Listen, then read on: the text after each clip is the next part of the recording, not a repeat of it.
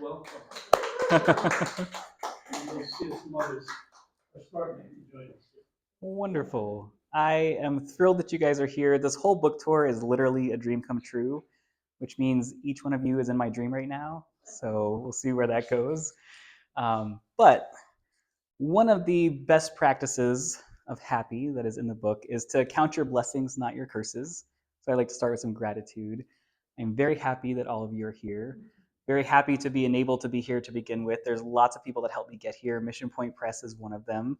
They are a local publishing company out of Traverse City. So if you have a story to tell, they're a great partner to help you tell it. Um, the foreword of my book was written by my Aunt Ada, and she is one of the shining lights in my life who's always been a little spot of positivity when I was paying way more attention to the negative things in life, which is what the blueprint is all about. It's about building a preference for positivity. That's what we're trying to do. That is what I think is the gateway to happiness. So let's get into it. I'm going to ask you this question that I asked myself in that first COVID summer of 2020. If I died tomorrow, I'm asking you, if you died tomorrow, would you be happy with the way that you lived? My answer was no. I'm thrilled that I hear some yeses. My answer is no, which means that this book was written for folks whose answer is also no. I want to help them get to a yes. And for people that the answer is yes, I love that. My goal for you is to convert you into a happiness ambassador so that you can help someone whose answer might be a no, because I can pretty much guarantee you know people whose answer is no to this question, right? So that's where it all started for me. This was the turning point. But what do you do when you have it all and you're unhappy? Because that was my situation. I had a good job, I had savings in the bank, I had friends, I had family, I had a good career path. I had everything that you're told you should have to be happy, but I still wasn't. So, what do you do when that's the case? Well, I did what any reasonable person would do, and I turned to neuroscience. Neuroscience. I had picked up a couple books before COVID, and they really intrigued me around neurolinguistic programming, which is how we speak to ourselves has a real impact on our beliefs and behaviors. And so during COVID, I picked those books back up. I went to some courses, nights and weekends, to try to upskill myself to learn more because I started to get the sense that I was the problem. I'd spent a lot of my life thinking everyone else was the problem and not really looking at myself. And so neuroscience seemed to be, for my analytical mind, the best way to better understand myself. And one of the first things that I learned is that I'm not alone. Most people have more negative thoughts than they have positive thoughts. And I was definitely one of those people. Most people are sitting over here in the 1-to-3 ratio, one positive thought for every 3 negative thoughts. And even if you're at a 1-to-1, you're still not in a place of happiness and thriving. It's really this 3-to-1 ratio, which Barbara Fredrickson talks about in her book called Positivity, that is the real game changer. It's the tipping point that people usually hit. If they can get to 3-to-1, positive to negative thoughts, they can have a more flourishing, thriving life. So that was really helpful to know. Just a quick shout out here. This illustration is done by my 15-year-old niece. You'll see a few of these, this style, and I just really like to brag on her because she's amazing. I just gave her like a random concept and she made something super cute and relatable. So you'll see a few of those. I just want to make sure she got the right credit for that. So I wanted to understand why. Why do we tend to have more negative thoughts than positive thoughts as a default? And it turns out we have something called a negativity bias. And it's an evolutionary holdover from when we had way more dangerous stuff around in our space all the time. You know, the snakes could kill us, a spider bite could kill us. We had to be on the lookout for things that were a threat to us. And as humans, as any creature, really, the most important thing to us psychologically is safety. The trouble is, in today's world, we know everything about everywhere all at once. We have a lot of inputs coming in and we are overwhelmed by them. So there's no shortage of negative things to look at, but I guarantee you positive things are happening all the time in your life, but you just don't notice them as much because we have this negativity bias. And this is what it looks like. This one negative event compared to these 5 positive events, your brain looks at it like this. It gives way more weight to this negative thought. This is the thing that you're going to fall asleep thinking about instead of those 5 positive things that also happened in your day. So what the blueprint is going to help you do is to fall asleep thinking about those positive things that happen to you in your day instead of the negative things, and help you reframe the negative things so they fit better into your overall well-being, and we get to some really good results and benefits when that happens. Another thing I learned is that about 95% of your negative thoughts are repeat thoughts. They're the same thoughts over and over again. And so I invite you to consider what your repeat negative thoughts might be. And the great news is, once you figure that out, it's a game changer, because if you take one thought that you think 50 times a day out of the rotation, that's 50 less negative thoughts that you're thinking, right? My repeat negative thoughts were things like, I'm not good enough, or I would compare myself against other people. They're doing better than me. Why is it okay for them to do better than me? I'm working really hard. I would also ruminate on what could be. So something happened. Well, if I just done it differently, I would think those thoughts over and over again. So once you can identify those, you're in a really good spot to boost your mood through the process. Finally, the reason why positivity is a real game changer for us, this comes from Barbara Fredrickson as well. She has this broaden and build theory about positive emotions. She's got a PhD in positive psychology. And what she says is negative thoughts narrow our focus properly. So if there's a snake in the grass, it is proper to put your focus on that snake until you are far away. It's gone. You're safe again. That's normal and proper from a negative emotion standpoint. Positive emotions help us broaden our perspectives so that we can look around and see what all resources we have at our disposal. And it helps us build because we're able to future think, right? So before we had cities, we were nomadic. And we were nomadic largely because we needed to move around to avoid danger and because we hadn't figured out farming yet. But once we were able to do that, we fortified ourselves. We made this commitment that if I start building this wall now, even though 3 generations from now is when it will finally be done, my future relatives will be safer than they were back when I was building this wall. So it allows us to broaden and build. And I think in general, humans have done this quite well. I mean, we've been to Mars, we've been to the moon, we've been able to build some really cool and interesting things. But think about what we could do if we weren't held back by all this negativity that narrows our focus. I think it could be a real game changer. So that's all about the positivity side of it. But it's kind of hard, right? You kind of know you're having negative thoughts, but they keep happening. Why is that? That's what I wanted to know next. And so I had to understand more about the subconscious and conscious relationship. And this is really the backdrop of what the process is built on, because we want to collaborate with our brains to have a better experience. I want you to think about the subconscious like a supercomputer, and the conscious mind as the user, you at the keyboard, typing in commands and getting information back. The subconscious can process 11 million bits of data per second. It is rendering your entire reality right now, this entire room, my voice, the seat under your body.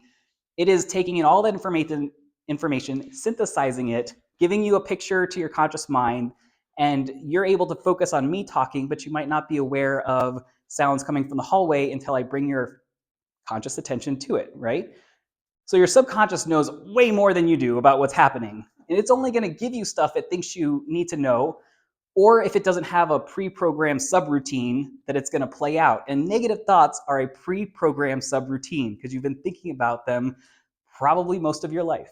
So it already knows what it thinks you want. We're going to talk more about that. The consciousness can only take in 40 to 50 bits of data per second. Not 40 or 50 million, 40 or 50 bits, period. So it is a relationship where we have to communicate effectively, but we have this bandwidth difference. And we have efficiencies that are always running in our minds. So we have to figure out what those are in order to rewire them. So the process is all about.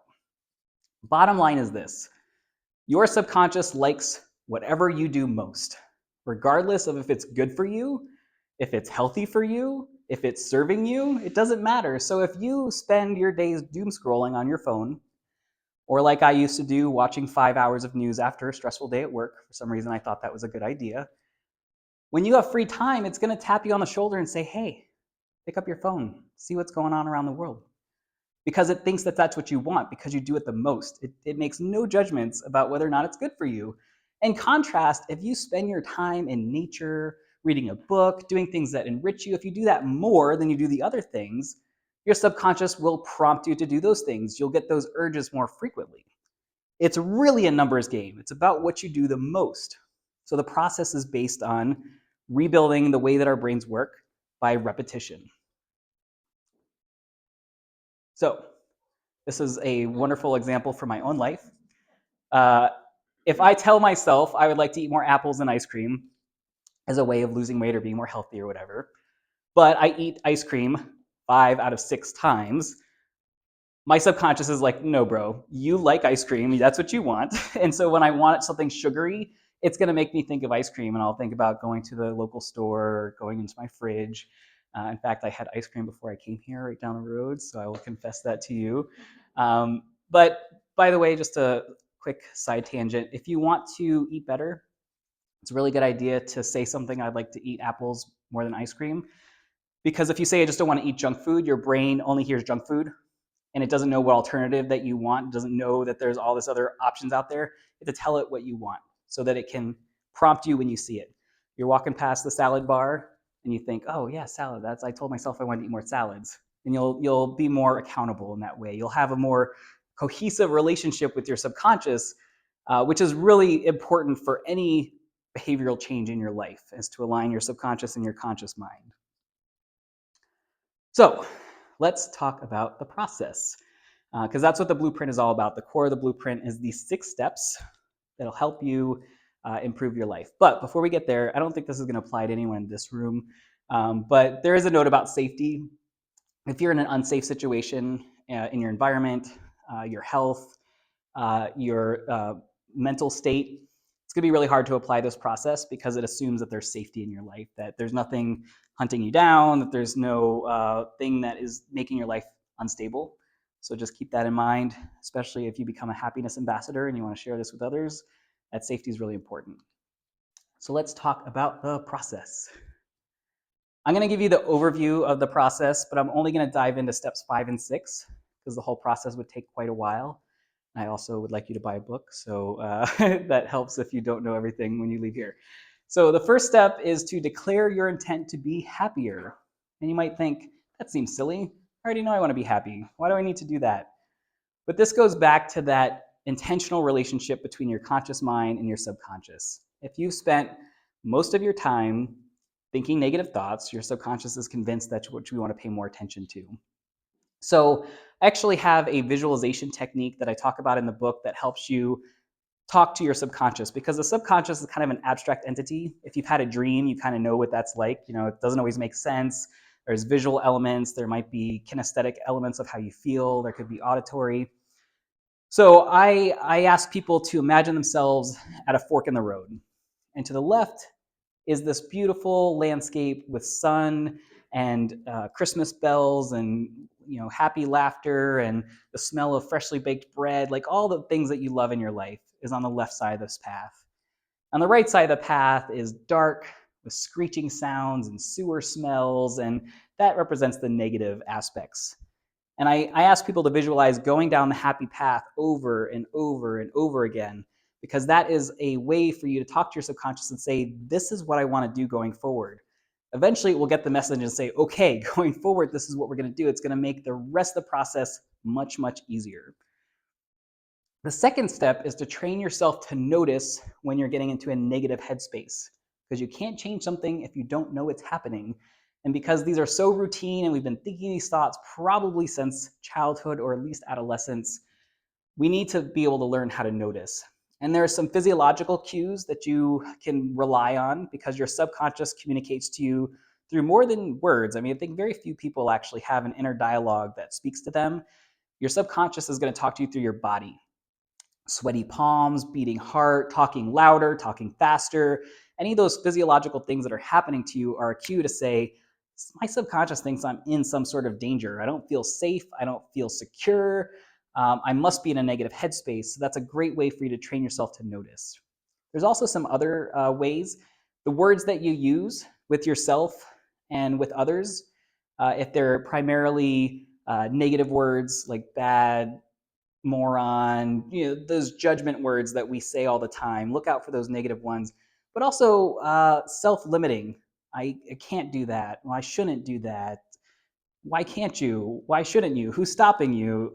These are all questions that you can use to challenge those types of word choices. Also, absolutist language, always and never. I'll never be late. Well, what happens when you're late? You feel guilt, you feel shame because you made some covenant with yourself that's not realistic.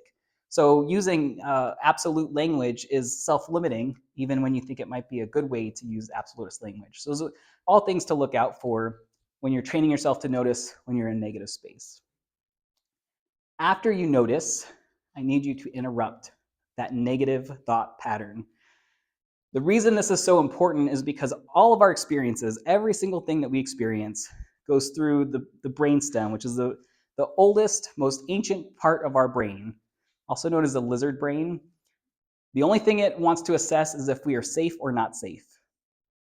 And if you feel not safe, you cannot reach the outer lobes of your brain where your rational thought exists. You're going to stay in that brainstem, and it wants you to do one of four things: run, hide, freeze, or appease. That is what is going to get you into a safer place. That is the default programming that we all started with. And if you have negative thoughts that are triggering this response, then you're going to be very reactive in whatever you're doing. You're not going to be reacting rationally. So by interrupting the negative thought pattern, we're allowing our brain access to the more rational parts of our thought process. My favorite way to interrupt a negative process is called a battle breath. A battle breath is a 6-second inhale, a 2-second hold, a 6-second exhale, and a 2-second hold, repeat. It's called a battle breath because the Navy SEALs used it to graduate SEALs from their program. Before they graduated anyone, people were washing out left and right. They asked Navy doctors to come in and study the problem. Navy doctors said, before you let them ring the bell to wash out, have them do these battle breaths. And it actually worked. They graduated SEALs after they implemented that program. The reason it works is because it floods your brain with oxygen as well as your muscles, and it acts as a physiological reset. So you're communicating to your subconscious, I'm safe. I am not actually in danger. That is what a battle breath does, and it's very subtle. You can do it anywhere, anytime. If you're having a hard time on a plane because you feel a little too closed in, do some battle breaths. It's a really great technique. You can also do a surrounding scan. So you can say, what color are the walls and what color are the chairs and how does the floor feel underneath my feet and what's the temperature like? Kind of do a surrounding scan. That pops you back into the present moment. And if the present moment is safe, that's great because that's going to allow you to get to your rational thought. If the present moment isn't safe, then you take action to make it safe, right? You can also do a body scan. So how does this shirt feel on my body? Are my feet okay? What's my breathing like? You can kind of just check in internally with your body. It does the same exact thing. Puts you right back here in the present moment where it's safe and you can think more rationally. So once we interrupt the negative pattern, step 4 is to investigate. This will make more sense as we talk about step 5 a little bit when we're telling ourselves a better story. But in order to tell yourself a better story that is effective, you have to know why you're feeling the way that you're feeling. If you just stop it and ignore it, your subconscious knows exactly what's happening. It knows what triggered you. You don't know what triggered you as a conscious user to the supercomputer, but your subconscious knows, and it's going to continue to poke you and prod you until you address it. So understanding what's happening is going to help you address it. The investigation step might be one of the hardest things I ask you to do as part of this process, but the good news is you don't have to do this all immediately, right? As you go through your day and as you're learning this process, even 3 days later, you can say, man, I got really upset the other day when Linda said something about the way my house looked, like, why did that bother me so much? My mom used to be really critical of, like my appearance. Maybe that was it. You can think about it later. And then that primes you the next time someone says something that may trigger one of those feelings that you have. You can say, oh no, I know what this is. This is just, a feeling I had and it's not really realistic. And you can tell yourself that better story, which we'll dive into. So since we're going to dive into steps 5 and 6, I'll just move right into those. Reframe and rewire. We're trying to rewire our brains. Right now, our brains have all these clustered associations with negativity because we think these negative thoughts for years on end. We got to untangle those and rewire them. This is how we do it. And we get so many chances to do this. I think the number is 60,000. We have 60,000 thoughts a day, but I'm just going to simplify it. Let's say we have 1,000 thoughts a day. We have 1,000 chances to tell ourselves a more positive version of whatever's happening to us, which I think is what differentiates my method from a lot of the other mindset shifts that people advocate. You know, a lot of folks will say, well, meditate and go on more nature walks. And that kind of requires you to take time to do those things. And one of, I think, the biggest barriers folks have is time.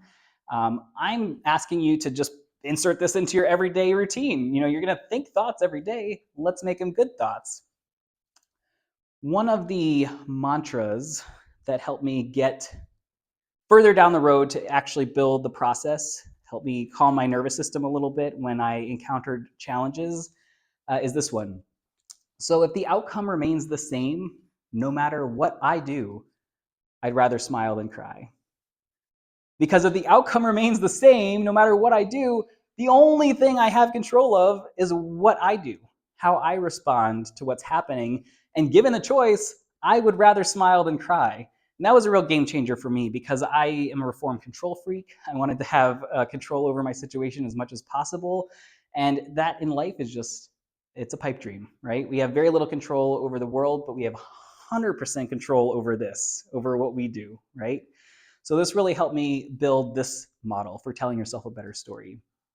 In order to have an effective, long-lasting, transformative story that helps you actually rewire negative thoughts into a more positive mindset, it's got to have these three essential components. It's got to be reality-based, because we don't want to wallpaper over negativity and just pretend that everything is okay. I consider that gaslighting yourself, and I do not recommend it. It's got to be based in reality. And then it's got to be positive because that's how we build a preference for positivity. Remember, the more we do something, the more our brains will automatically start doing that thing because it loves shortcuts. And it's got to be actionable because actionable is how we feel like we're in control. It's how we feel like we actually have some agency in the world. So when you combine these three elements, it makes for a wonderful story. If you combine just two, we're going into some problems. So if you have a reality-based and positive story, it probably feels good, but it doesn't have that same feeling of agency. You don't feel powerful like you have the control to define your destiny. But if you're going to only have two, I recommend these two, reality-based and positive. If you have positive and actionable, you might be going in circles because you're not informed. You are not working in reality, and eventually reality will come smack you in the head and say, no, try again, right? And if you're reality-based and actionable, now you're maybe negatively reinforcing your behavior. And a really great example for this, I watched on a show called Alone. Does anyone watch that show? My dad's a survival guy, so I try to watch these kind of survival shows to understand them better. But it's a survival show. They drop about 20 folks into the wilderness. Like I think season 2, the one I'm going to talk about, was in Vancouver Island, and they see who can stay out there longest. They let them take 10 things into the wilderness. They build their own shelters. They find their own food. They weather the elements. And season 2 of Alone, the final two guys was David and Larry. David was from here in Michigan. Larry is from Minnesota. They both made it to 60 plus days out there by themselves. David was an optimist. He really made it a home out there. He built like an armchair and some shelves for his shelter. He loved to fish. He did fun activities to keep himself occupied. He carved like an account of every day into like a walking stick. He really embodied the optimism aspect. Whereas Larry believed that I cannot expend any extra effort. That's gonna work against me. I'm just gonna sit here. And he negatively reinforced all of his goals. He beat up on himself. But he was the final two, right? I'm not saying it doesn't work. I'm just saying it's hard to go the distance because he didn't make it. David won, Larry lost, and when they announced that David won, they kind of pretend they're doing a wellness check, and then they have a family member come out and surprise him. And he was telling the camera, "Man, like I think I could do this longer." You know, he really felt like he could go longer. He had that optimism on his side, and so when you have actionable reality based, that's what Larry was doing. He knew that he was out there to survive, and he was surviving, but he missed the positivity. So he couldn't go the distance. I cannot stress this enough. When we reframe our thoughts, we are literally rewriting our minds. Our minds are a collection of thoughts that build our beliefs, that inform our actions. And our actions are what other people see. And when you're a more positive person, there's tons of benefits. We'll talk about that a little bit later, probably in the Q&A. But let's talk about step 6, which is repeat. This one you might think like, oh yeah, you just got to repeat. But again, your brain will believe what you tell it to believe. The best example for this is language, right? If I'm learning French and I'm looking at an apple and I think the English word for that is apple, the French word for that is pomme, I say pomme enough and I look at the apple and I've rewritten my understanding of what that word and what that means for this object in my hand. So you can do this with anything. It's the same for your positive and negative thoughts. So you might think, well, if I think positive thoughts, I'm not accurately reflecting the world, so it must be a scam. But your brain will believe what you tell it to believe. And as long as you have your thoughts be reality-based, you'll be in good shape. The way that your brain works and the neural networks that form over time is old habits tend to look like superhighways in the brain, which means that you can get on that highway and you can get from point A to point B very fast. So making your coffee in the morning is a great example of a superhighway. You've done that so many times, you've reinforced the behavior, you know how to do it, you're not gonna stumble, you're not gonna look where the button is. But if you go to an Airbnb and it's a totally different coffee maker, you're gonna fumble with it. You're not gonna know how it works. You gotta it takes a little time. And then maybe by the end of your Airbnb stay, you've got it down, right? New habits are the walking path. They are very narrow. If you don't use them, they eventually go away. So you have to kind of flip this with your positive and negative thoughts. Your negative thoughts are these superhighways, your positive thoughts are these walking paths. So you got to do the positivity more in order to make it into a road, and that road will eventually turn into a highway, and the highway eventually turn into a superhighway. That's how it works. That's why the repeat step is so very important. The path you choose most matters, right? So if you choose to go down that happy path over and over and over again, you will have a happy outcome. If you choose to go through the negative path over and over again, you'll have a negative outcome. So speaking of positivity, I want to share a little bit about what it looks like when someone embodies the blueprint to happy, when they work through this process and they build a preference for positivity. This is my front yard in St. Petersburg, Florida. And when COVID happened, I was lucky enough to have a job that could be worked remotely. So they sent me home to do my work from home. And so for the very first time in a very long time, I was actually present in my own community. I wasn't commuting to work. I wasn't running here and there like a chicken with my head cut off. I was actually just standing still for once. And one thing I noticed is that I live on a corner lot, and dog walkers and people walking through the neighborhood would just cut through my yard, just a shortcut from point A to point B. And old Adam would have been a little upset about that, a little get off my lawn about that. But new Adam, the blueprint Adam, was like, oh, this is a perfect opportunity to put something in their path that is going to be positive and interesting and colorful, and see through a kind of like a social experiment, can I lift the mood of the people around me? Because one of the things that I used to angst about was that the world is on fire and someone should do something about that. And at some point, I realized I'm somebody. And while I can't go to New York to the UN and convince them to change their ways and to install world peace, I can build a lovely little space in my neighborhood to affect my immediate surroundings, because that's just realistic. It's reality-based, right? So this finger post that is the centerpiece, that was the original idea, but it definitely didn't start that way. It started very organically. If you go to my website, there's a little slideshow that talks from the very beginning. It was literally just a stack of bricks holding the space, and now it's this. But the signpost, I ripped and cut and painted these pallets here in Traverse City, or a little distance away from here, Traverse City, in my uncle's garage. And then I took all the signs with me to all my family in Northern Michigan, and I had them sign the backs so that they felt connected to it, and I could bring my northern family down to my southern family and put this up. The signposts are places like Sydney, Calcutta, Tokyo, Knoxville, Traverse. There's a Traverse City one on there. And they all have the distances from my place to wherever they are in miles and kilometers, because as a kid, I was a big geography nerd. And I was very inspired by my inner child. I thought, what would little Adam like if he was tooling around town? What would he love to stumble up upon? So this was my idea. And at the very top of this finger post is this sign right here, this happiness sign. This happiness sign was manufactured by a guy named Gary King. He lives in Gulfport, and he's put up over 600 of these signs between Gulfport and St. Petersburg.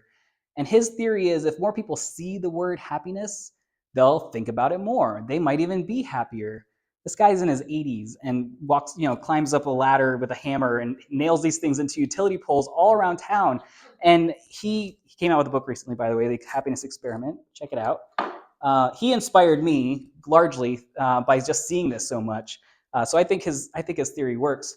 But there's a arrow pointing down at the top of the signpost with the happiness sign. And the meaning is happiness is right here. These places are very far away, and you should go if you can, but happiness is right where you're standing. And if you can harness it, you can take it with you anywhere you go. That was the idea for the centerpiece of the Community Happiness Project, and it is beyond my wildest dreams. The fact that it came out of my head and is my yard now, I just love that. We also give away these happiness rocks. My sister, myself, my mom, when she visits, we all paint these rocks, and we put them in a basket, and we ask people to take one home and put it somewhere in their yard that they'll see when they come home and when they leave home. And when they see it, to pause and reflect on the things that make them happy. Again, because it's a numbers game. I wanted to inject more positivity in people's lives, even if they didn't know why, because I thought it was so important. It helped me so much. We also have a basket of blank rocks, so people can take one home, paint it, bring it back for the community if they want, and they do. And then our latest addition here is our Curiosities cabinet. This is my interactive way to interact with our community. We have a little trinket trade, so I seeded it with just fun little things that if you saw it and you took it home, it would make you smile. And I ask people if they take something to put something in there as well that you think would make someone smile. It has had 100% turnover. Everything I put in there has been replaced, and it's self-sufficient now. People are just really taking up the cause. There's also a read a love note, write a love note book in there, so people can leave notes about how they experienced the spot. I asked them to express gratitude for whatever is happening in their lives. So I've read some beautiful notes. A lot of people say that this spot brings them joy, happiness, peace. So I know in that capacity that it's working. And I actually had my aunt and uncle, my dad, help me build this. I was just the creative director. They were the actual construction leads. And every side is painted differently. The back has a cloud scene and beach. It says beauty is all around us as a reminder that we kind of live in paradise in St. Petersburg, Florida, and it certainly feels that way up here in Empire. So I created this as a little bit of an experiment, but also as a way to just show my neighbors I cared about them. And that was not going to be possible if I didn't have a preference for positivity in myself. There's just no way I could do this without that. So just think about if 1 in 10 people in the world could do this, could make a happiness project for their own community and tend to it. Honestly, I've been away for about a month now from my house, and my neighbors take care of the spot for me.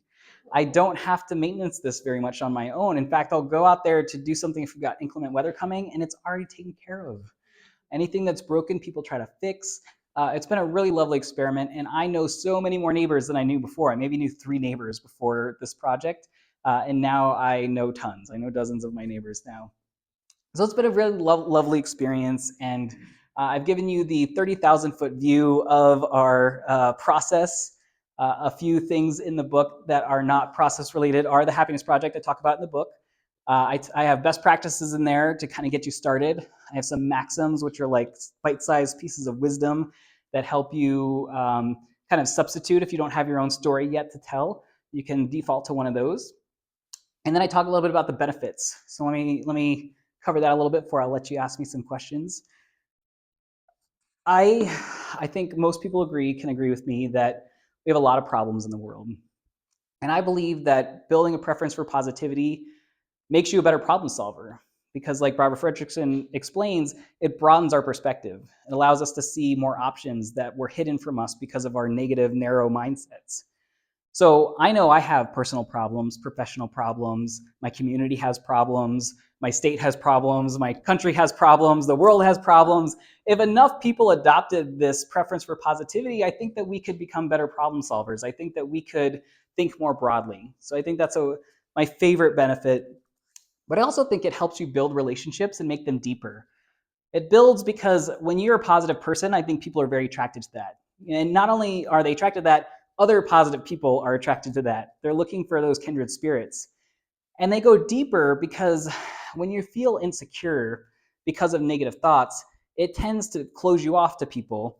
It tends to deter you from being vulnerable with people. And since I adopted this preference for positivity, I've restored estranged relationships from my family because I was able to get through the thing that was making me feel insecure about those relationships. It allowed me to kind of rise above it. So it really deepened my ability to be present and accounted for in my relationships. And the last one is it actually helps you heal faster to be more positive. Optimists live longer, and not just longer because of modern medicine, like a lot of people. You have a better quality of life if you're an optimist. And one of the reasons is because the way that your brain body connection works is if your brain senses that you're in danger, it will not undergo the normal healing processes that should happen every day to restore the microscopic, sometimes not microscopic damage that our bodies do just by living. It will remain hypervigilant. It will say, we'll heal when we're safe. It's kind of like a battleship. When you're in battle and you're taking hits, you don't stop to plug the hole unless it's a critical hit. You keep fighting. And the difference between our brains and a battleship is a battleship knows when the fighting is done and can start repairing, but we can spend many days in a row focused on the negative things, feeling anxiety, getting into a depressive state, and our bodies don't heal because we're like, there must be danger. I got to look out for danger. So by being more positive, it sets your mind at ease. You're much more able to recover from everyday wear and tear. So what questions do you have about the blueprint, the process, or me, or anything in general? I'll take it all. The slide you had right before that of your little happiness spot, Yeah. in the very center there was CHP. Yes. What's that? That is the Community Happiness Project. Oh, of course. Okay. Yeah, CHP, and it's fun because people will call it whatever resonates with them. So some people call it the Kindness Corner because there's a little sign back here that says kindness. That's another guy in town. It's not Gary King, but he is another local who makes differently worded signs: breathe, peace, love, happiness, kindness. So he donated a bunch of stuff to my project, and so I've got them all up around as you get closer to the spot, you start seeing more and more signs. So it's a fun, immersive experience.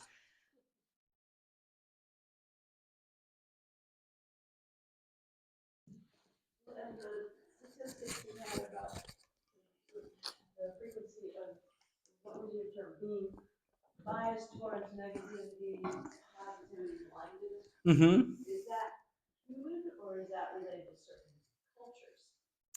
That's a great question. I can't say I've done very much research on the cultural aspect. I think it's a human condition because we all kind of evolved from the same state of survival. But I mean, there are areas like they call it the blue zone where people frequently live to 100, and those are people that I think execute a lot of the being present techniques like meditation. Their diets tend to be a little bit better.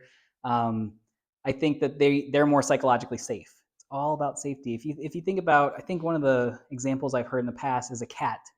A cat will defend itself and be freaked out, but as soon as danger's past, it's laying in the sun again. It's all no worries, because it knows it's safe. So humans have this very unique ability to just hold on to things and not let them go. And I don't know why, I just know that it is.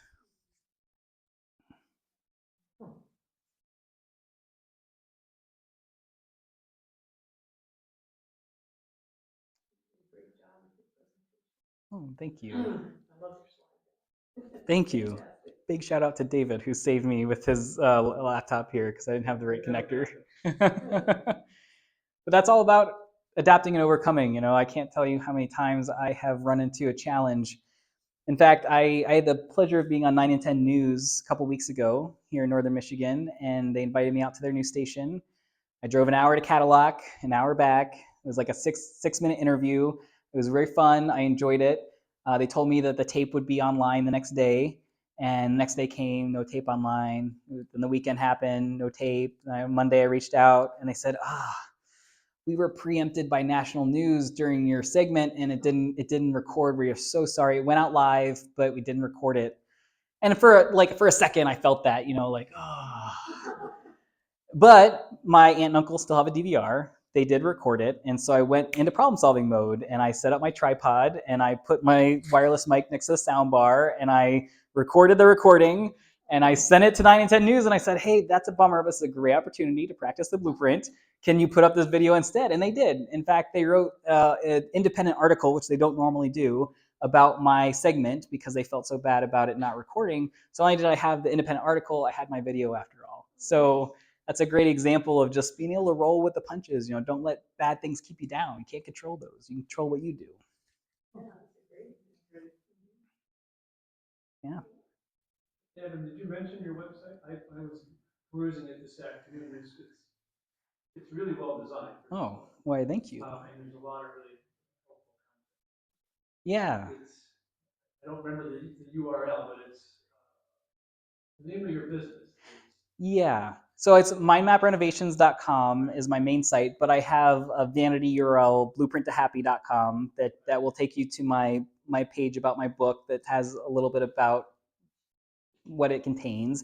And then from there you can kind of click around. But I've got plenty of YouTube videos with me talking about these ideas and more, because I kind of started before I had the solidified concept of the book. I just started sharing what I was learning about how the brain works and how it's helped me. So I've got a YouTube channel you can check out as well. What's the name of your website? mindmaprenovations.com. So our mind maps are all of our stored associations, and you can build your mind map until the day that you die. Like, I hope to be learning on my deathbed and like reading a book, like, oh, that's interesting, and then I die. But you can expand your mind map, and like we've talked about, we have all these stored associations that tend to be negative. So you can renovate, make new your mind. So that's the idea of mind map renovations. Well, I agree with all of your teachings. I think they're really wonderful. And I also think we need to keep space for the negative experiences that we do have. I don't think we can just override them. And so to me, it's like finding balance Yes. between, exercising and creating this, laying down new tracks, but also, finding a way to not just gloss over the bad things that happen, actually work through them instead of trying to jump over them. Completely. Negative emotions are useful and necessary. We should not stay in situations that are bad for us. And those negative emotions are cluing us in that this is bad for us. We can tell ourselves something's bad when it's really not, or we can spend too much time ruminating on it, and that's when it gets into problem territory. But we should absolutely listen to our instincts. We should listen to what our bodies are telling us and address it. And that's what this process allows us to do.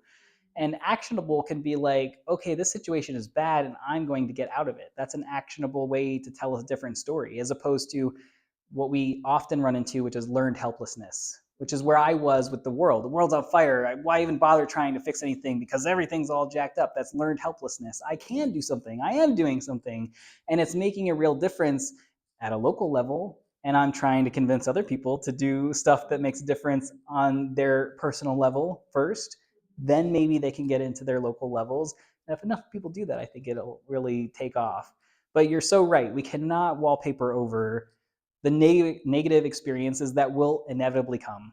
We will all face hardships in life. There's no doubt about that. Being more prepared for them is pretty much the only thing we can do. More prepared for them. Yeah. Yeah, and I think sometimes, like I know, as a cancer survivor, when I was going through chemotherapy, I was very fearful and very sick and a whole lot of negative things. And then, I would get some of these messaging about, well, you have to be positive, you have to think positive thoughts, and I wanted to, but I was also dealing with this reality, and so then I would start to feel guilty. It's like, well, I feel horrible, and if I talk about how horrible I feel, and I'm not being positive, Yeah. and then maybe now I'm guilty because I'm not following that advice. Am I giving myself more cancer? So So it's a tricky, you have to kind of figure out how to walk, stride, I think, both sides of the street. Yeah. Sure. I'm so happy. It sounds like are you in remission? Oh, yeah. I'm very happy to hear that. Sorry that you had to go through that. Do you find that you're more an optimistic person after that experience? I wish I could say yes, but no. Okay, okay. Studies sometimes show that people who experience near-death experiences tend to come out a little bit more optimistic at the other side, like they have a second lease on life. It's not for everybody, but you're so right. Chronic pain and cancer can often be painful, especially during treatment. It clouds your mind. It makes it very hard to focus, and because you're going through a very traumatic event, right? And sometimes that is the story you tell yourself. I'm going through a traumatic event. It is okay to not feel positive. It's okay to not be at my best. This is my time to heal. This is my time to get through this. Well, I need to be able to acknowledge it, and then I Sure. can move into the, Oh, you know, yes. let's make lemonade out of lemons, yeah. But Yeah. I had to have a space where and I found that through a support group, a yoga club, which was great. You know, it was a little scary, but Yeah. overall it was great. Sure. And yeah, so I think you have to be able to give some release of the negative, and then you can make space for this. 100%. Really great point. Awesome. Well, if there's no more questions, I do have books if you would like to leave here today with the Blueprint to Happy. It does make a great gift if you already feel like you've got a good handle on it. You are welcome to stay and chat some more. I'm going to turn off my camera and have a seat. You're welcome to stick around, have some cookies, look at some art. If you didn't get a chance to look at the art before the talk started, those were donated by a local artist in Clearwater. Who really wants to make a difference too. She's spent a lot of her artistic life trying to find motivating, positive ways to convey her creativity. So, thank you very much.